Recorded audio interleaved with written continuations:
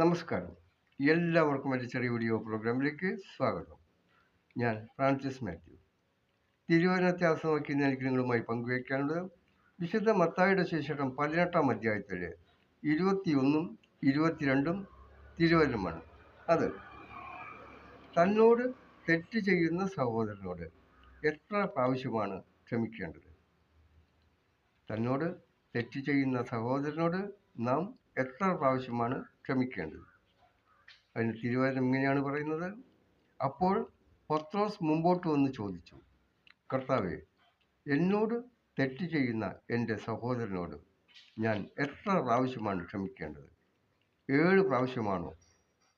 കർത്താവ് അരുളി ചെയ്തു, പത്രോസെ, 7 എന്നല്ല, 70 പ്രാവശ്യമാണ് നീ അവനോട് ക്ഷമിക്കേണ്ടത്.